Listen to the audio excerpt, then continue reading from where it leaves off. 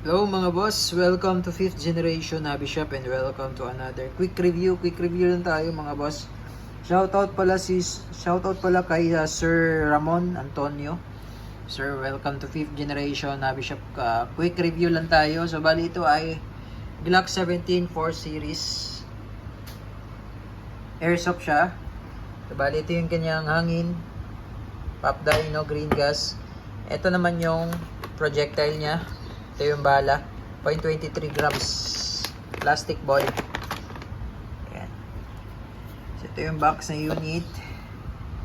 This is made in Taiwan by WE.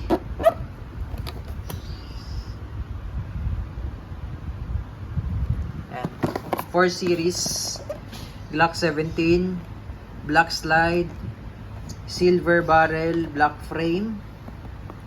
4 series Glock 17. Kasi meron kasing G-series nito. Yung generation series naman, yun yung standard design. Ito yung custom design ng Glock 17. So it comes with backstrap, yung lock ng backstrap, owner's manual, of course, and the unit.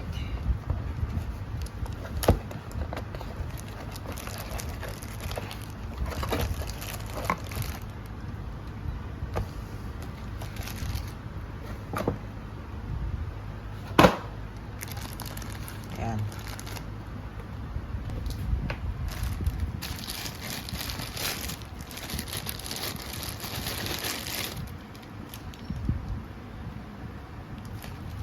So, formado na siya out of the box.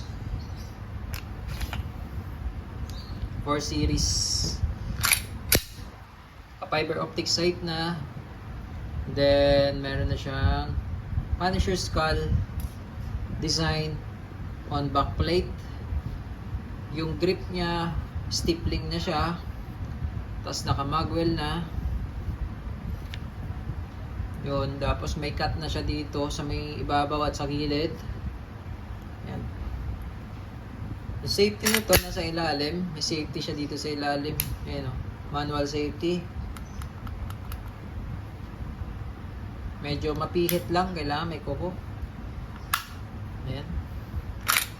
Pwede namang hindi gamitin yung manual safety. Trigger finger out lang. Ayan, for safety. Mag-release 24 plus 1. Alasin natin.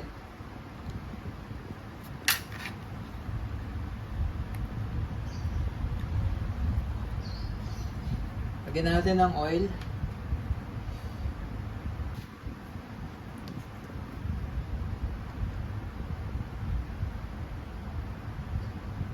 So, dito lang po nilalagyan niya ng oil. May kasama na po itong oil. Yan, sa may part na yan, yung railing. Rail. Tapos, pag ibabalik nyo naman, ipasok nyo lang siya dito. Sa dulo. So, ito gumagalaw po talaga ito. Normal lang po yan, gumagalaw talaga yan. Kahit sa mga real steel, gumagalaw talaga yan. Mga totoong baril, ganyan talaga. Pag nagpalit ka ng fixed outer, medyo may kalog pa rin, pero konti lang. Glock 17 4 series. Pakita ko lang yung G series. So, ang tawag po namin dito, Glock 17 4 series or F series. Tapos, ito naman yung Glock 17 G series or generation series.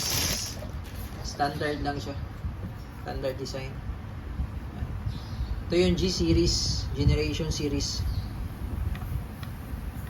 Gen 5. Tapos, ito yung F series or 4 series. Paras lang naman silang Glock 17. Yung pinag-iba lang yung mga design na wala sa G series. Katulad nitong backplate, Punisher skull, fiber optic sight. Tapos wala na rin siya, wala rin siyang mga cut.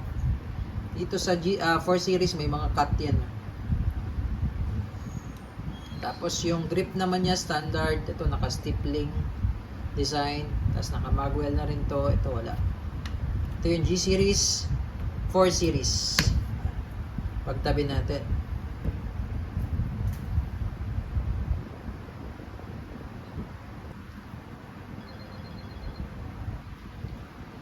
Okay, so ayan, pinakita ko lang sa inyo yung G series.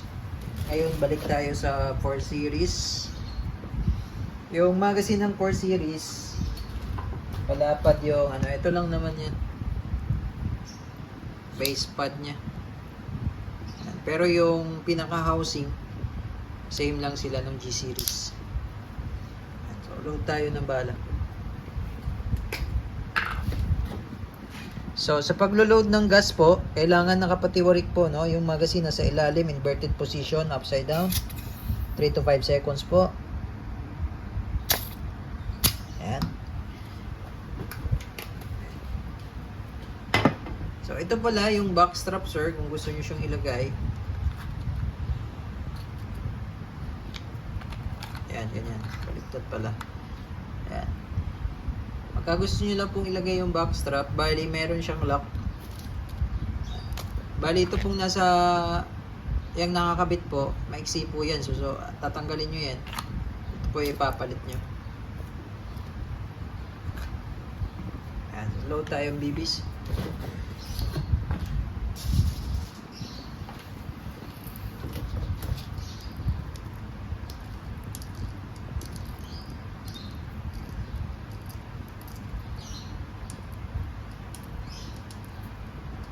Double stock po siya, no? May alternating po dan dapat. Dapat wala pong space yung bala. Minsan kasi pag may speed, ano yan, may space. Ayan, katulad may ano siya, may space siya, katulad niya may space. Nagmi-miss speed. Kailangan alternating yung bala.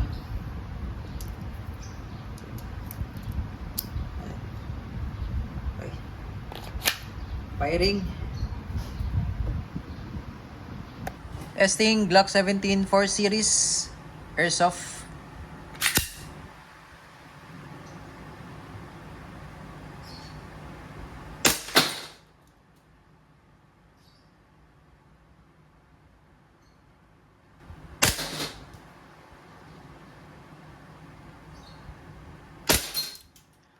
Pwede rin kayo mag double tap. Double tapping po 'yun. Pak.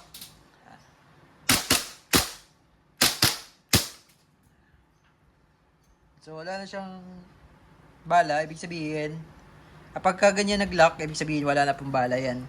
Then, minsan po, pag walang, pagka malamig magazine, pag malamig po magazine, minsan hindi siya nagla-lock. Normal lang po yun.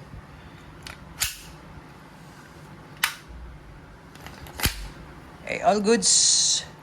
Glock 17 4 series airsoft pistol.